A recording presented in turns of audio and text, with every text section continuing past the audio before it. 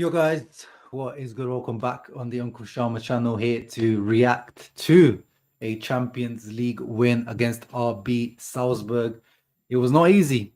It was not easy. I predicted a 2-0 victory in the pre-match preview show that we did. Ended up being 2-1, and Salzburg made it difficult. Of course, Inter could have been better. They were shaky in some parts, but you got to give credit to the other team as well. And Salzburg were good, just like similar to how Salzburg were in that preseason game that we played against them. But Inter go momentarily top of the group, which is the most important thing. And as Bruce Wayne says, job done. And once again, thank you. As always, Bruce Wayne always drops his little donations in these post-match live streams. Always appreciate that. And that was the most important thing, not really about how you do it, what style you do it, how many goals you do it with.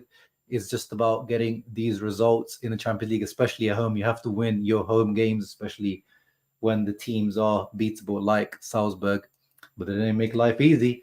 And I agree with Christian Potato, like we're halfway there. I mean, as I said, if you beat Salzburg now home, which you have, and you beat them away in the next game, you're at 10 points and you're pretty much almost there, because then you can just kind of even draw the remaining games depending on what happens with the other teams. So really good result for Inter, and the group after that difficult start against Sociedad is starting to look good. So let's see how Sociedad and Benfica play on the other side. Of course, won't be able to tune in. I'll be on this live stream, but yeah, let's keep an eye on that Benfica Sociedad game. That should be a good game.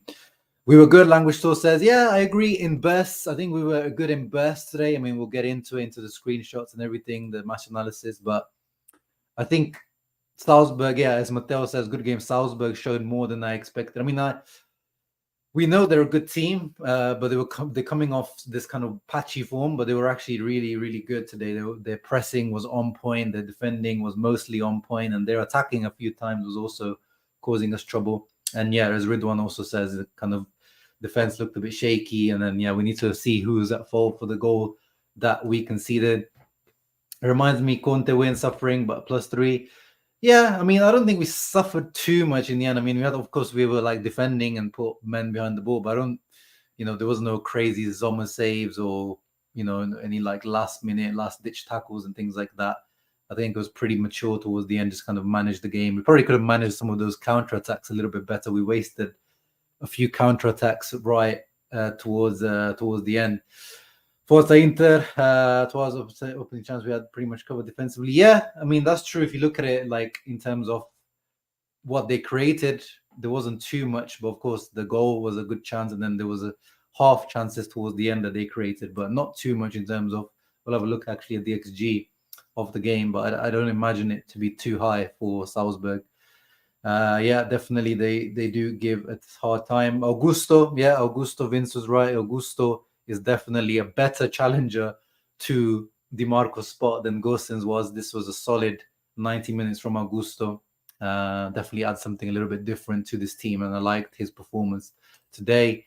Rico91 says horrible game. I don't really agree. I don't think it was horrible. It wasn't like swashbuckling champagne football for sure, but it wasn't. In my opinion, it definitely wasn't horrible. I think, especially for neutrals, I think that was a pretty good game to watch. I mean, let's pull up the stats quickly. Secret of Truth never doubted his manager, of course. Limone ball right to the end. Slow start to the UCL. Nick Knox says, but we're getting our groove back. I think we win 1-0 at Salzburg. That'll be perfect. That'll be a perfect result. But yeah, you can see Inter kind of had a little bit more possession, but dominated in terms of XG.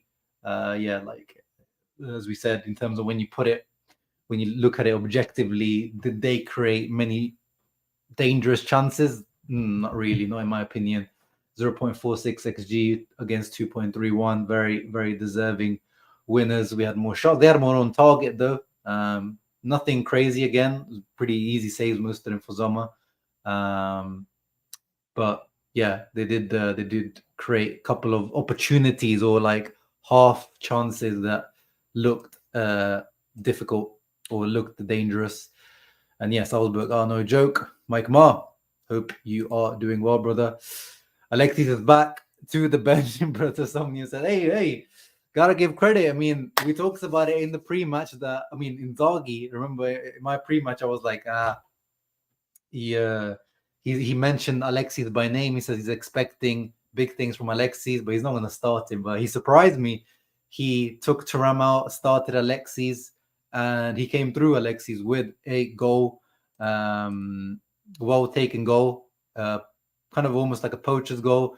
Mkhitaryan drifting in the middle, did like a no-look type of pass to Frattesi, who I don't think meant that. I think he tried to take that touch into his stride and then ended up with Alexis.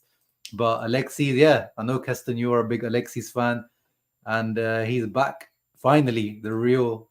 Oh, again, performance-wise, I don't think he was that good, Alexis, but crucial goal, important goal. He didn't really do much up until that goal, but this was much better compared to the last few matches we've seen of Alexis. And this is what we were saying, like, the bar is in hell in terms of Joaquin Correa, but surely Alexis was supposed to be an upgrade on Correa, and finally today he showed that even an Alexis that he's still not really in form, I would say, because he had a really good season for Marseille last year. So it's not like we signed a dusted player. He showed a good level of play still last year at his age. So yeah, today finally Alexis showing some signs. But again, when we talk about Alexis, this guy is one of the greatest players of his generation, like in that generation of him, him in the La Liga, Premier League. Like, this is a top player we're talking about. Yes, in the declining phase, but still a top player. So I expect, especially like on a technical level, always expect big things from El Niño Maravilla. What a win! Never felt worried even when they equalized. Hey, look at that, Massimo. Massimo had the faith in the boys in Limone Ball. And yeah, even me, even when they equalized, I didn't feel too scared, to be honest. I was, I felt like we were going to be able to do it. I don't know why. It's just some feeling sometimes. I guess, you just know Salzburg. They're not a team that's able to just hunker down and defend. Like, they're a team that are always going to leave spaces, and that's what they did. And they also have a bit of inexperience. They're quite a young team. I think their average age is what? Let's have a quick look. Actually, their average age, 23.4 years. That would be in Serie A. That's a Primavera team. That's a youth team in Serie A. So there was, of course, for that penalty, there was a bit of inexperience. So I always felt like we would get one over them. Huyan, hope you're doing well, brother. Tough match, but all that matters was 3 points, 100%. I take it back. El Nino is back. Tommy says, hey, yeah, I know. Some people are starting to doubt El Nino. I think Christian Potato left a comment in my pre-match saying that, Inzaghi picked Alexis. It's another dud pick for a striker after Correa. But, I'm sure he wasn't really given, he wasn't given the option of Lewandowski, Harry Kane, and Sanchez. It was probably like, you can get Sanchez for free or you get no one. That was probably the choice that he had to make. Call the 2-1. Ace Mickey did. Nice one, bro. Hey, Ian Kerr in the house. Very important win. Hard fought 3 points. A bit similar to Torino. Yeah, a bit similar to 3 points. And Hakan penalty again, similar to Torino. 100% record continues for Hakan at penalties. I'm so glad that Lautaro just leaves the penalties to Hakan this season. It's just he should be. We always said he should have been the penalty taker. And yeah, the rotation, the fact that we won with a rotated team. I mean, let's have a look at the team that ended up playing. We rotated out Darmian, of course, to start against Torino. Barella finally rested. Of course, Mkhitaryan not rested. De Vrij started surprisingly, and we thought Acerbi was going to start. And then Sanchez and Augusto coming in. So yeah, it was good 4 or 5 player rotated there. So that's a really, really good sign that even when you're not playing with your best team and you can put up performances good enough to win Champions League group stages. I mean, put in perspective, guys, like we're getting to with this Inter now, we're just expecting to go through the group stages. Like, just remember to a few years ago, like, even Spalletti, even under Conte, a group like this, we still would have been, like, come on, are we going to do it? But now, like, this team is really taking control in Europe and controlling their own destiny. It's really, really impressive. And yeah, thank you, Mike Ma. You're doing what the job usually Mattia is usually doing in the chat, reminding the people to not forget to leave a like, please, guys. It helps the channel, the algorithm, and all that good stuff. is now 100% evident Barella is the low point in his Inter career, crosses, passes. Yeah, I mean, I thought he came on and he had a good impact into the game when he came on. He came on half time because Mkhitaryan was yellow carded. And I thought, he brought some energy. There was a couple of nice tackles, some nice like pressing runs that he did. But then, yeah, some of the passes, some of the counterattacks that he himself ruined towards the end. But he made 3 recoveries, 3 duels, 1 aerial, ground. Like he worked hard when he came on. But yeah, quality wise, again, was still not seeing those quality, real, top-notch Barella touches, passes, shots. We're not seeing that yet. But on the other hand, we saw Frattesi today involved in both goals, guys. Goal number 1, of course, with that touch, we said that maybe he didn't mean to do it. He did it. And then goal number 2, the penalty he won. So technically, Frattesi was the match winner today, involved in both goals. Very, very important performance. We'll get into in a moment, some of my concerns with Frattesi that continue to remain there. But for now, let's move on with the comments. Benfica, Real Sociedad has a draw written all over it. Yeah, I wouldn't be surprised with that. Hey, Amy, hope you're doing well. It's okay to struggle, but I didn't like that it seemed that we were the better. It didn't seem that we were the better team. We play Champions League too often now to play with this mentality. Yeah, I guess. I know what you mean. We do, but I thought it was quite clear that we were the superior team. Those moments when we took charge of the game for like those minutes, there would be like those 3 or 4 minutes of the game where we just take charge. Hakan would be spraying the ball to the left, to the right, and we would just be creating chances. In the end, as we saw, 2.4 xG, we created plenty. So I disagree with you there, Shakir. I think we did look like the superior team. It's just that at a moment, we don't look in full control of the match.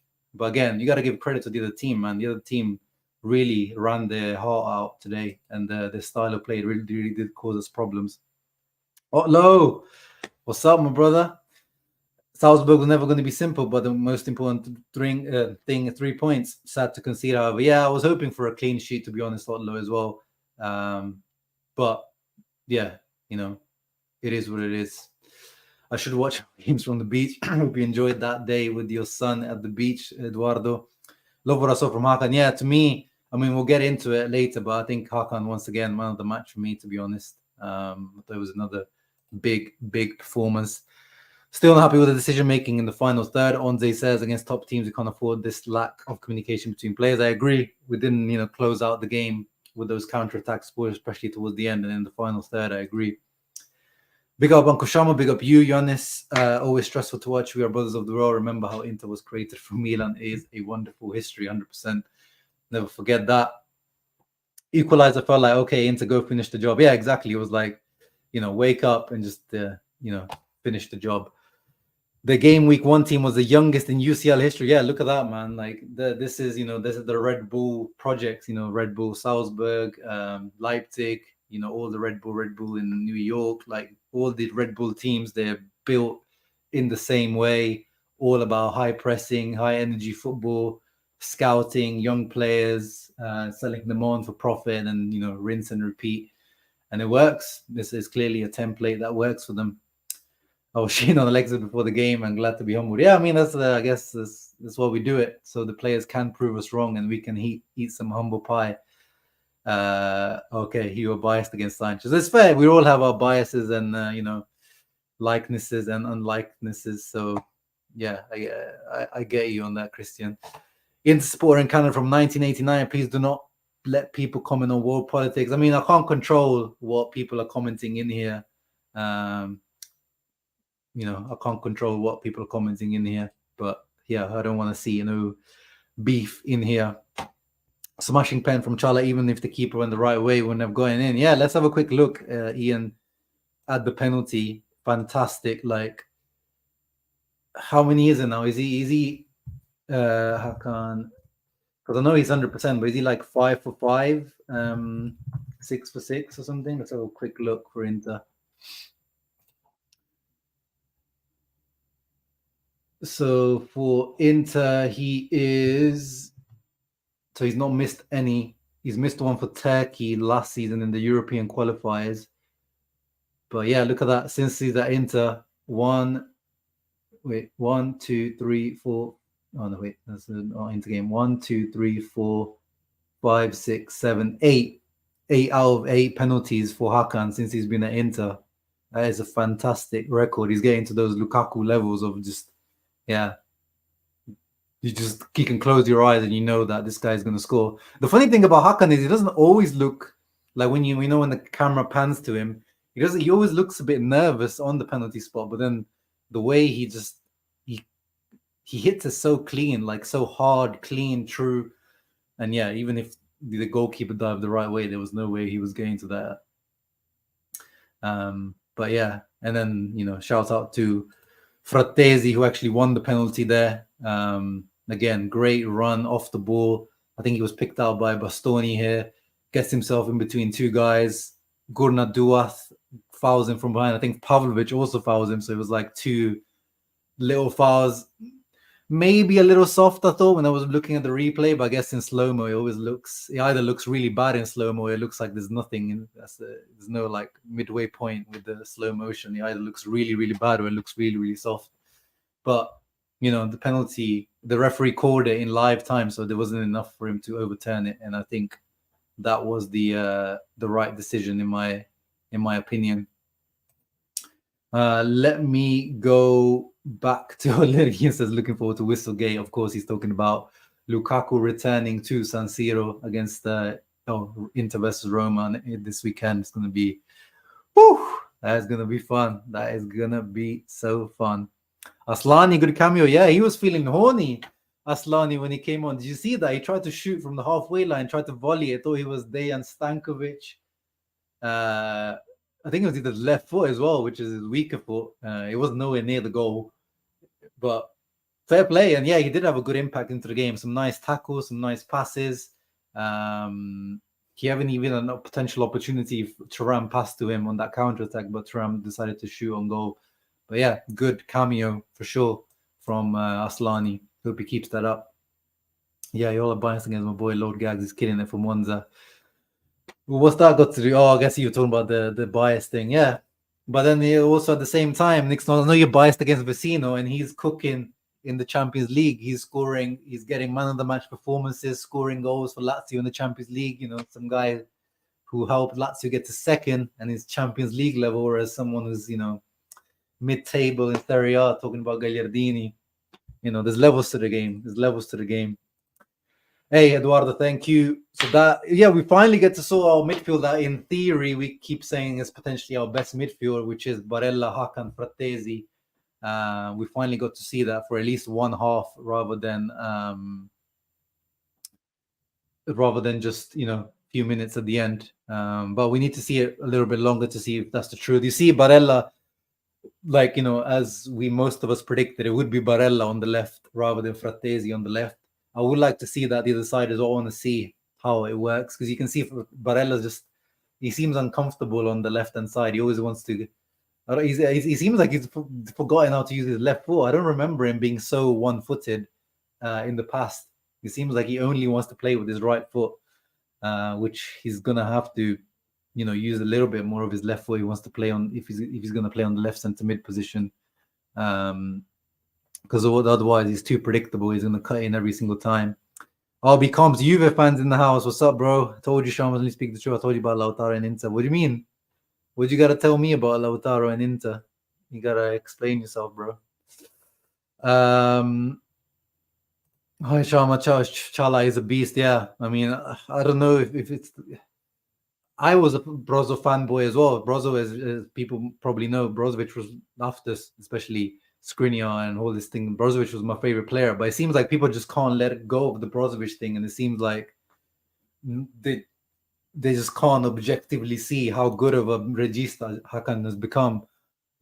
Defensively, he's just always on point. He always wins. Well, most of the time, he wins his duel, or really defensively, he's so solid. And then today he was really spraying balls left, right, and center, and he was really good on the set pieces today, Hakan. Really good on the set pieces. Yeah, Dario Simic's son. Yeah, it does make you feel old, of course. Great point. But let's get into the Yeah, of course. I was a loud Gags enjoyer, but I've always used to say that, you know, Gags enjoyers, you have to admit, Vecino is slightly superior to him. Let's get into the screenshot that I took from the game. Quick little analysis for the game. Oh, okay, you said Lautaro will be top scorer, goal scorer. Yeah, I mean, I said it in my preview video. I said it's either going to be Osimhen or Lautaro.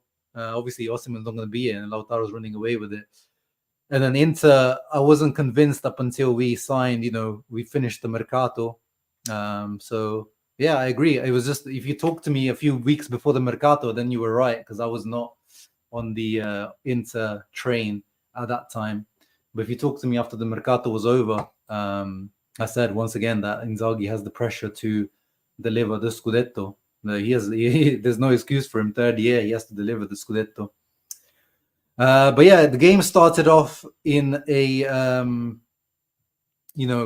difficult way at the beginning. First, like 10-15 minutes, not good from Inter, and we were just struggling to kind of get to them. They play this weird formation. It's kind of like a 4-2-3-1, but like a 4-4-2 diamond. And let's have a quick look at how the average position ended up for them. That is a bit of a crazy one. But yeah, as you can see, it's like a 4 there, the 2, 4. Yeah, definitely more of a 4-2-3-1 on the sheet. On the Champions League official sheet, it showed it as like a 4-4-2 diamond, but it was definitely more of like a 4-2-3-1. But it was like, it's a very narrow one. If does it show? It was Inter was kind of struggling to pick them up or didn't know who to pick up. You see, they were creating this spare man quite often. Like this Kiergaard guy was the guy who was supposed to be playing left wing, but look how deep and central he was coming in there to pick up the ball, and they would be driving forward quite easily. And then they had one decent shot in the first 5 minutes, which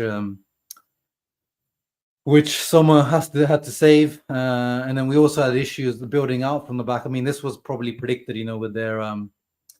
with their high press. I mean, it wasn't like a crazy high press. It was kind of a mid. It was mid to high press, but it was very very aggressive. They're a very athletic team, very quick, very energetic, young team, of course. And we struggled to play out, and you can see here, like they were just not giving us the options.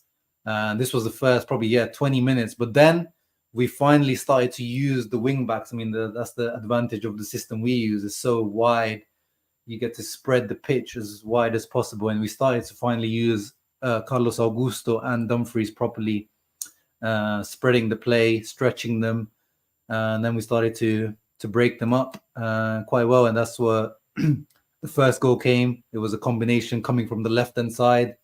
Lautaro, Augusto, Mkhitaryan to Frattesi, and then Alexis scores. And then this one, beautiful free kick, indirect free kick from Hakan. As I said, he was cooking on the set pieces today. Floated it to the back post. I thought maybe Pavard could have even shot there, to be honest. He was quite unselfish to header it back onto Frattesi there. But Pavlovic, I think it was the one who cleared it. That was almost another potential goal. And at half-time, 57% possession, 0.79 XG, more shots. Bad start, bad first 15 minutes, I would say. And then we kind of took control of things. And I was pretty impressed with how we took control in that first half. And if we play like we play in that second, after the 20th minute, I would say, to 20 to 45 minutes that we played, then we can definitely destroy Roma. But if we play how we played in the first half, then no. Yeah, I think Barella does. I think he does need a goal. I think he needs just a little confidence boost. I don't know if you guys heard the Curva was actually singing for Barella when he was on the bench in the first half. They were singing, you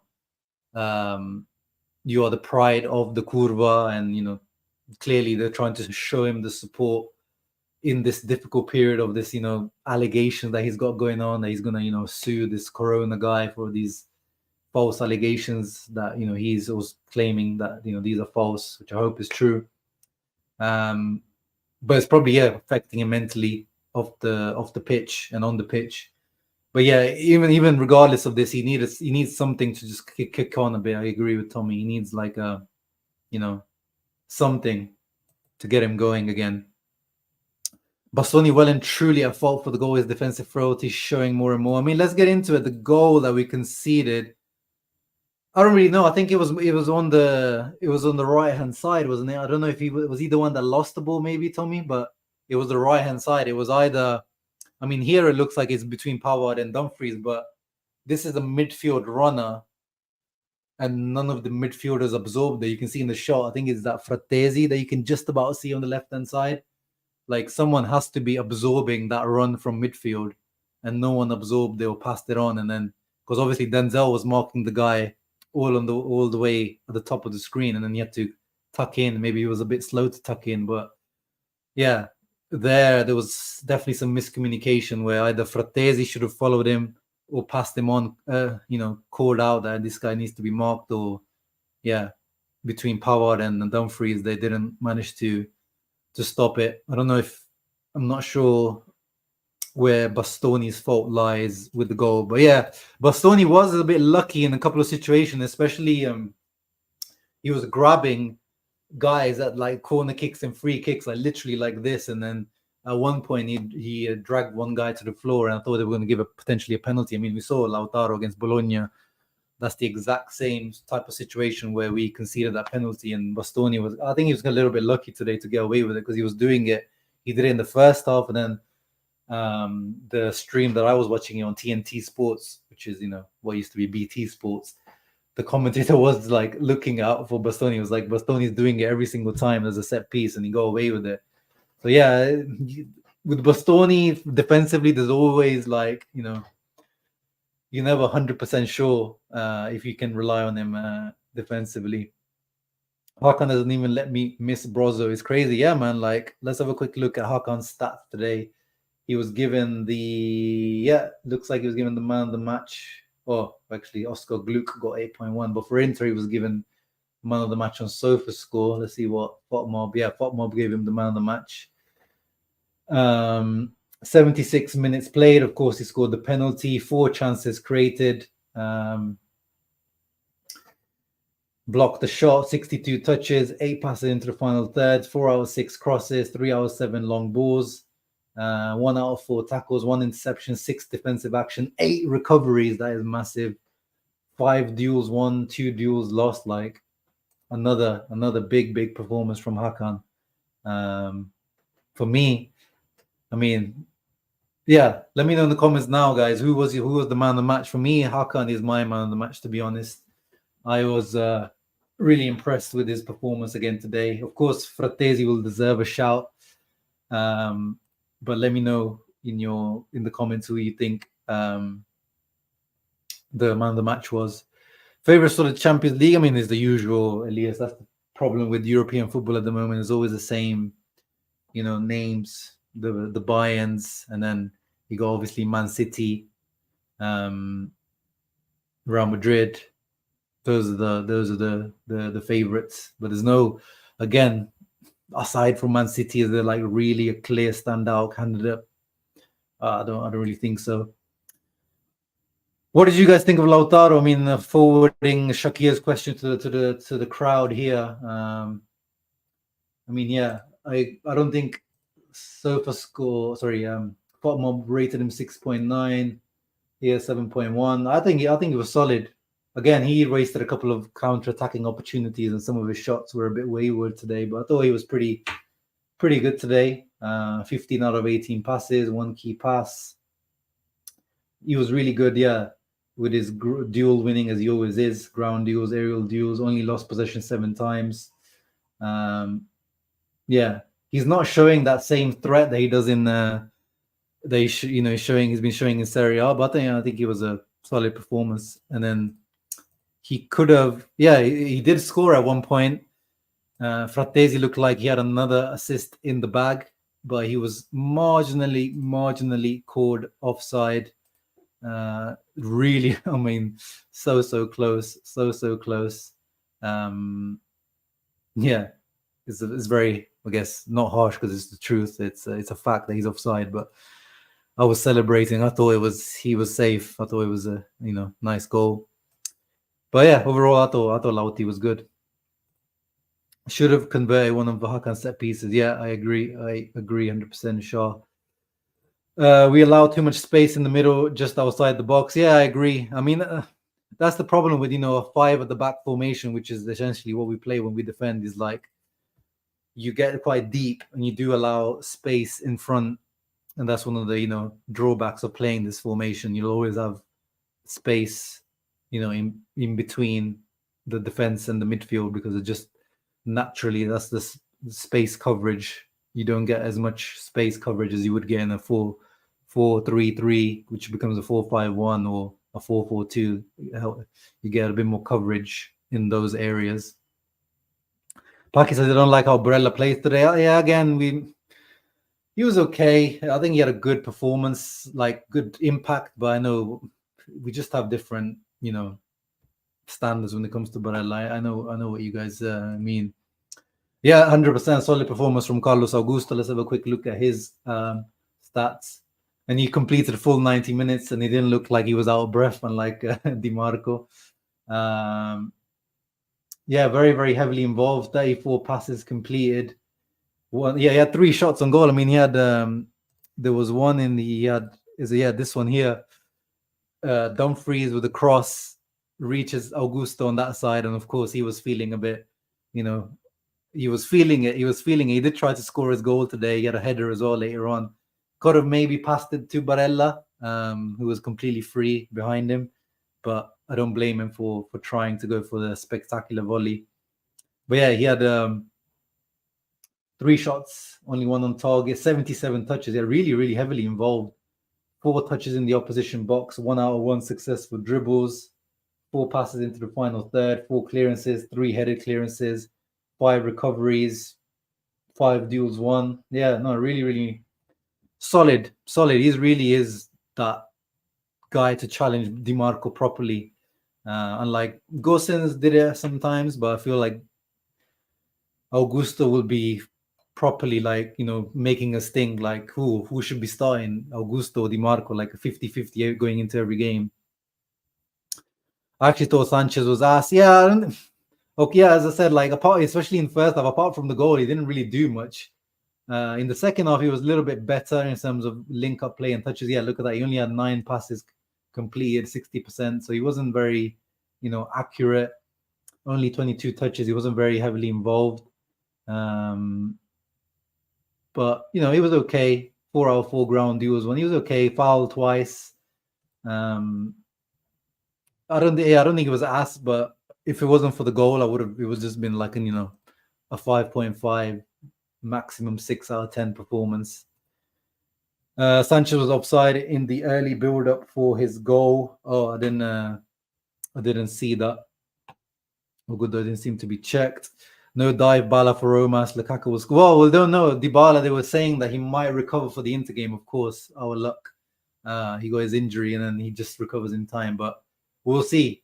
That'll be big miss if they don't have him. There'll be big miss if they don't have him. Lukaku will be hearing whistling in his sleep after the game coming 100%. He's going to need to come in with like those earplugs or, do that thing that they do, the Man in Black where you can erase your memory. He's going to have to do something like that to be able to sleep after that game. Bastoni and Dumfries both at that holding. Not sure what you mean there. Bastoni should never let the initial pass be controlled by the attacker. Oh, is that what you mean? Yeah, maybe. I haven't rewatched that video because then I start taking the screenshot when the replays are ongoing, so I don't get to watch the play properly. But yeah, he's not the most aggressive player, Bastoni, in terms of if his header, he's not really. You saw how Pavlovic and Solet were defending those. I mean, the RB Salzburg team is a very young, progressive team, but the centre backs that this team has is like very almost old school. And I picked out especially Solet. Omar Solet, who actually we've been linked with in the summer. We were linked with him, and I was really impressed with him. Really, really impressed with him. And this is where you can see, on here. He only got a 6.1 rating. But this is when you have to watch games with your eyes, because he was good bringing the ball out from the back. His passing was good. You know, he won a lot of duels with Thuram, Lautaro, and Alexis.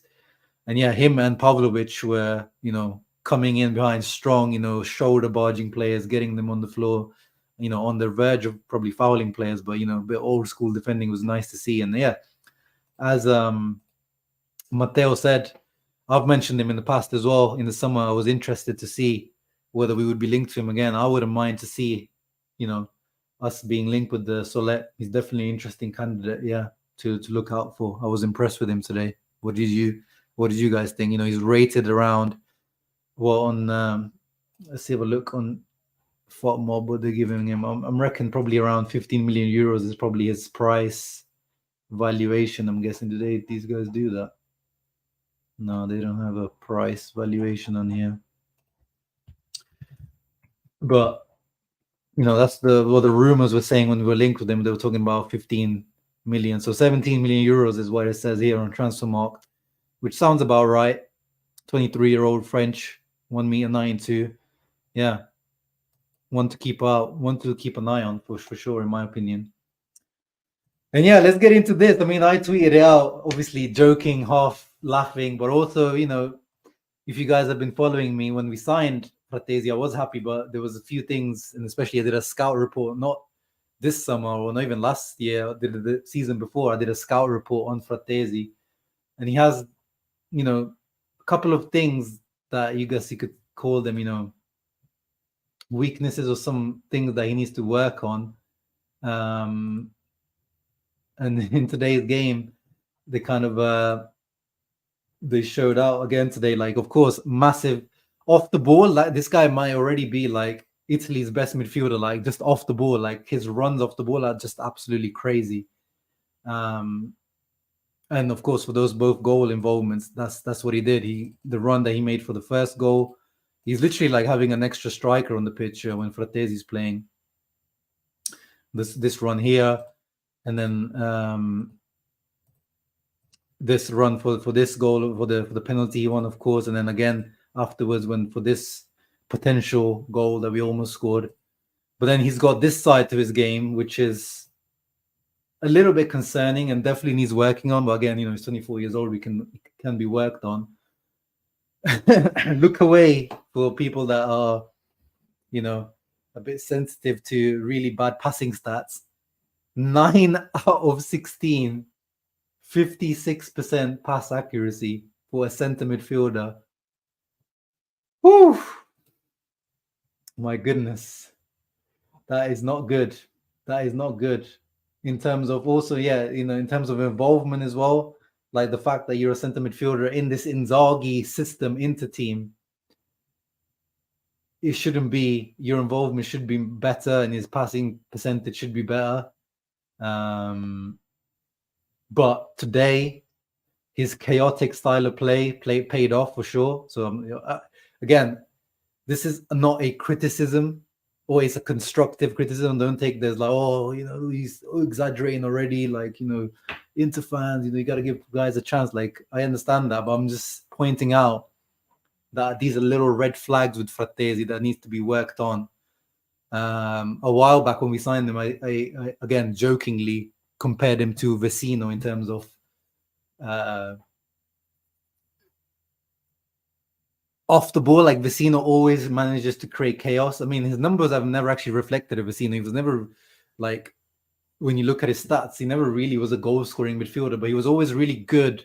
He seemed to have a knack to be in positions to either cause some sort of chaos, not maybe directly get the assist, but some form of his movement causing the goal to happen somehow, and sometimes goals as well. Frattesi seems to have that knack as well, of just like making the right run, getting into the right positions, or just causing havoc in the middle like he did for the first goal and the second goal.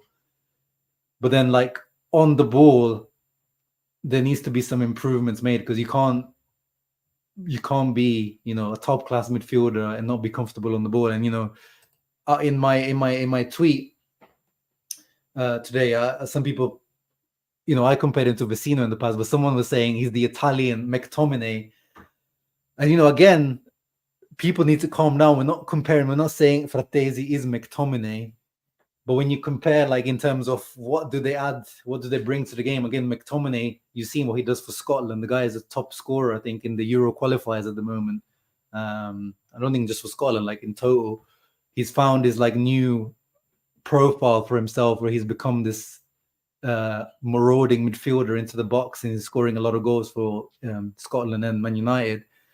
So I can see again where the comparison there is coming from for Frattesi and McTominay, another chaotic kind of player. So I just hope Frattesi can develop this side of his game, and maybe this is the reason why Inzaghi keeps preferring Mkhitaryan to him. Mkhitaryan's a lot more technical, a lot more safe with the ball. I mean, let's have a look at that. I mean, Mkhitaryan played 45 minutes, so the same number of minutes as Frattesi, and he's got double the amount of passes completed. Again, of course, his passes were a lot more safe and everything. Although he made some mistakes as well today, Mkhitaryan. He wasn't great either.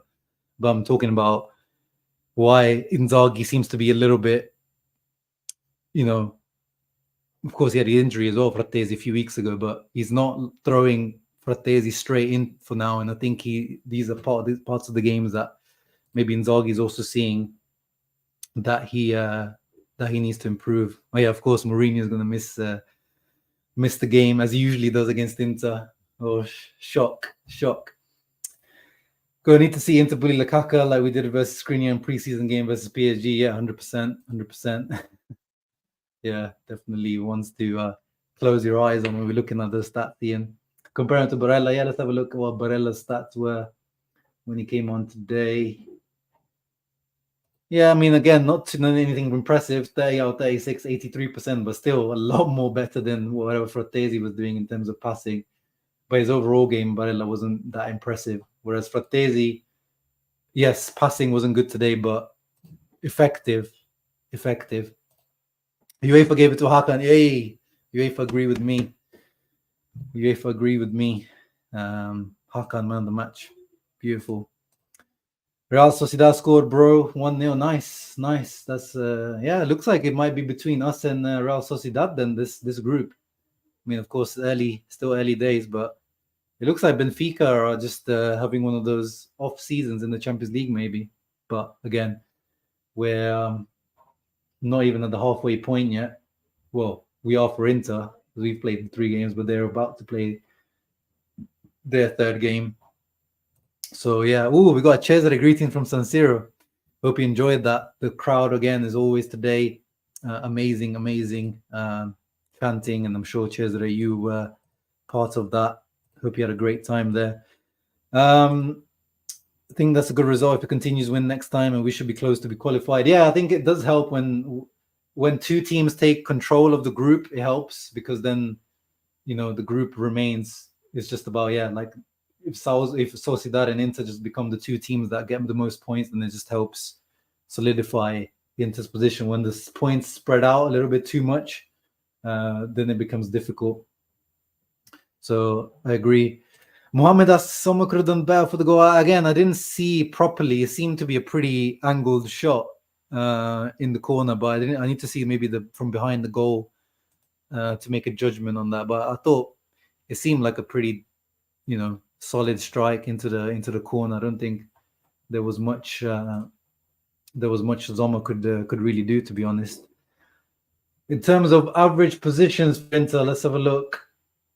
Yeah, look at that. Very, very compact. Not very. This is what Salzburg made us do. You see, they've squeezed us so that our defensive line wasn't particularly high, but then our strikers weren't going particularly behind us. They're look at that. They had Pavlovic here kind of doing the sweeping, but then they had quite a high line, and they squeezed. This is that typical high press, high energy style of the Red Bull teams. And we definitely struggle against these teams. We need to find a better way around it. We need to have more of an outball. I guess it's hard when you have Alexis and Lautaro, but maybe this is the game where Thuram or the Arnautovic would come more useful with the hold-up play. You can go a bit long to them or into space to them, because you can't really do that with Alexis or Lautaro. they don't really have that pace in behind. But we definitely, this is one of the aspects that Inzaghi needs to work on when teams do compress us. That was the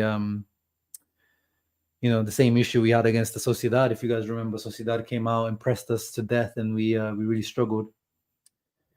Plus, we have Sociedad last game at San Siro. Yeah, there you go. Then that's the game that we can clinch it, probably with a draw or a win. Clinch the qualification. I still see 0-0 on the app. Okay, fair enough. I can't say Asllani or Klaassen offer too much. Yeah, I think Klaassen is. I can see what Klaassen is going to be used at now. We saw him against Torino. He's just going to be. He's either going to be coming on as a second striker in this moment where we have Arnautovic still out, or as a midfielder, just to.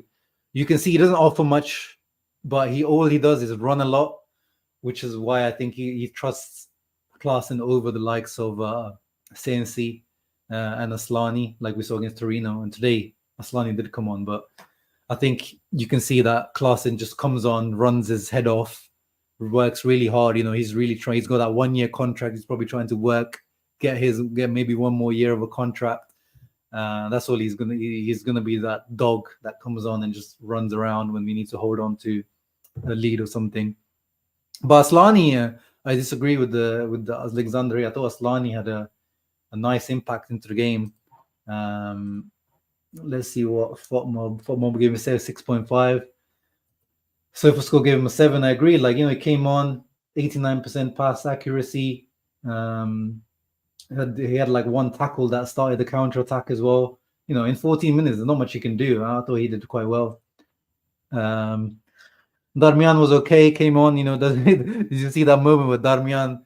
There was like a ball bouncing around. He just came in and he just cleared it into row Z. Like no nonsense, no playing out from the back. He just literally cleared it into row Z. Proper old school Brexit play.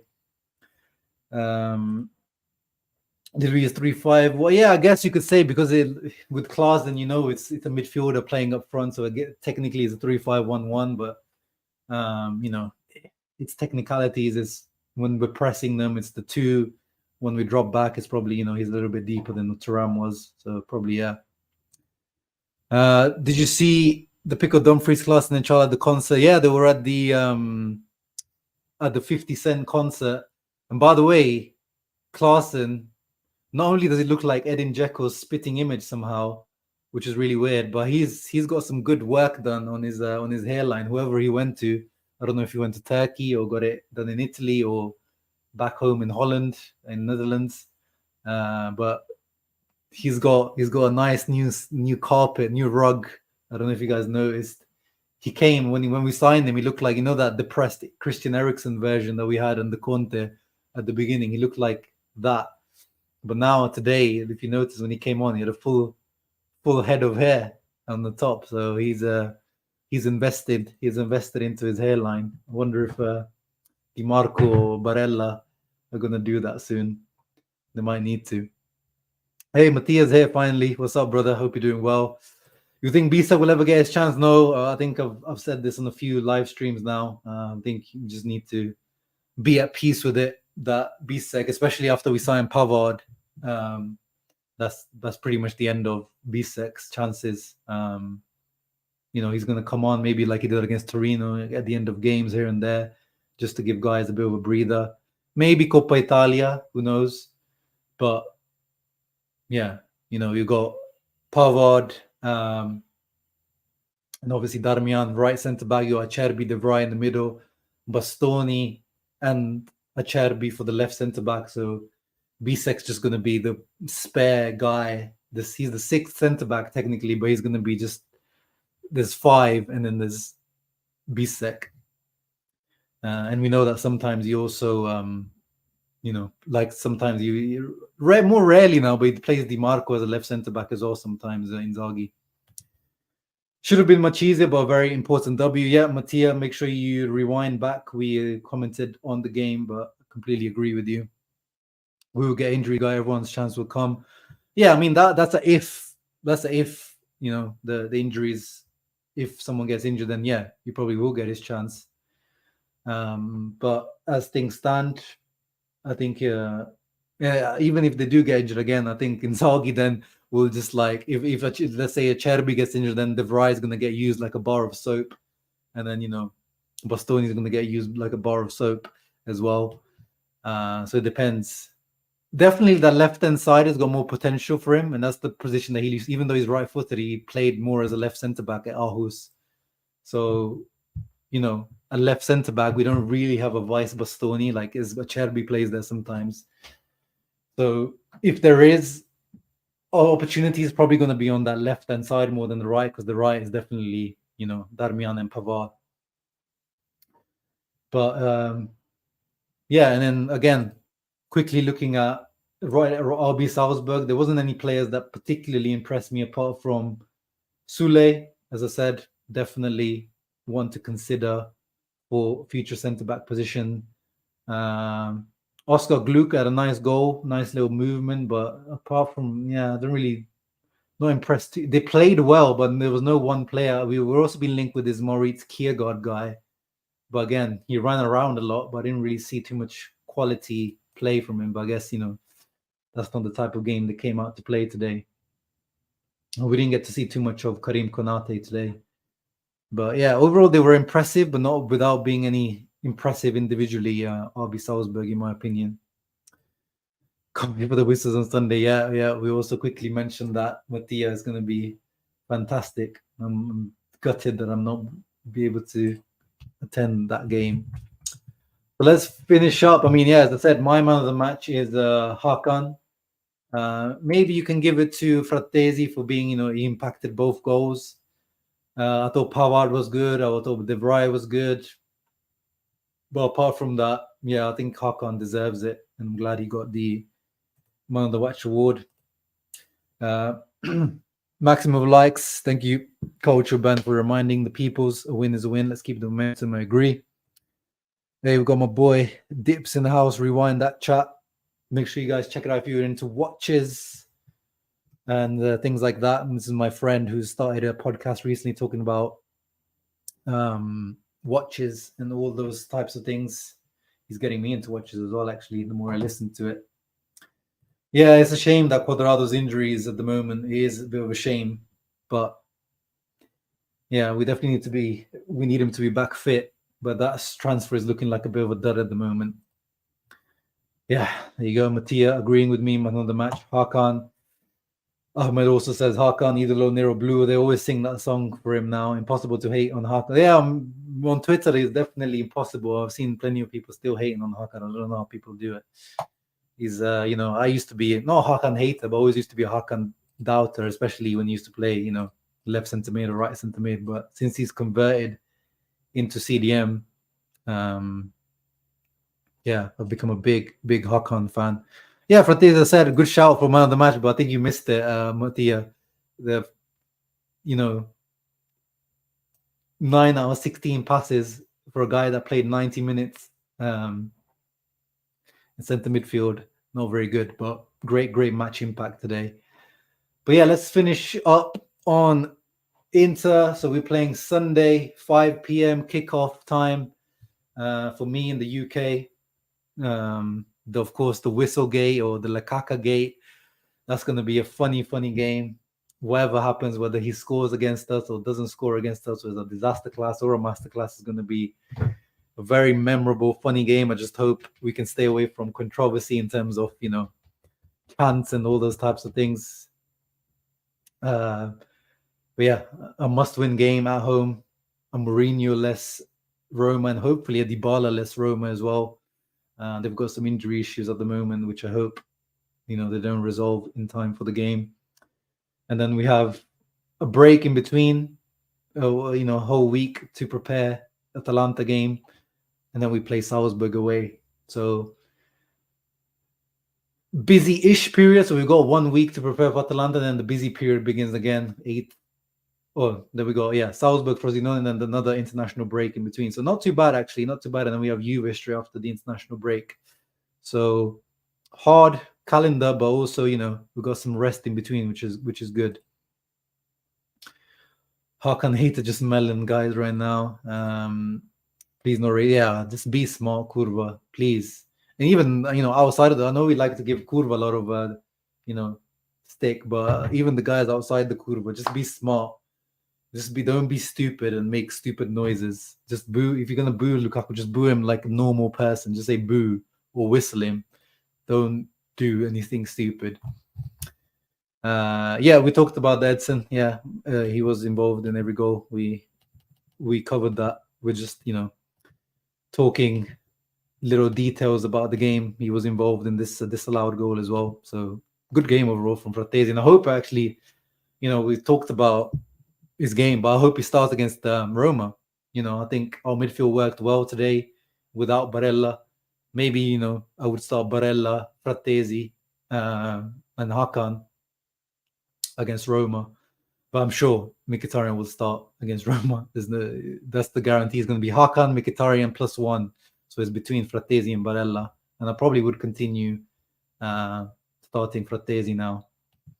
Yeah, Hakan's penalty was just beautiful. He's, as we said, I think 8 out of 8. We looked at his stats. It was fantastic. I just, you can close your eyes when Hakan's on penalties. It's like when Lukaku was there. That was the one, thing you have to give Lukaku credit for. Outside of everything else, he was just a guarantee on penalties. But yeah, guys, thank you for tuning in. I hope you enjoyed that. I enjoyed the game. It was a good match to watch. And yeah. So here's a question: can we win the treble? No. If not, which trophies are most likely, or which ones we just track us by? I've said it since the beginning. I mean, I've been saying the same thing pretty much, Osman, since Inzaghi's been here, really. Or since we qualified from the group stages and stuff. Like, that's all I care about. The Champions League is nice, of course. I would never say no to what we did last year in the Champions League. It brings you so much more respect and prestige, and that's what Inter should be doing anyway. But I would sacrifice all trophies this year just for the Scudetto. I don't care if Milan wins Coppa Italia and Juve. Well, actually, yeah, obviously Juve can't go late in the Champions League because they're not in the Champions League. Okay, let's rephrase it. Let's say that Milan go all the way to like quarter, semis, even maybe a final and lose it like we did. As long as we get the Scudetto, that's the most important thing. We need to get that second star on the patch. That's all I care about. It's like Mattia says. We cannot let another team win the Scudetto in our faces once again. Yeah. No, I don't think you're even the first guy to say, Osman. I've seen, there's plenty of positive guys. I mean, Tommy, Paki. There's loads of positive guys in the chat that have mentioned the trebles at the beginning of the season. I just don't think we can. It's always about the squad depth. Like, it's just for 3 competitions is too much.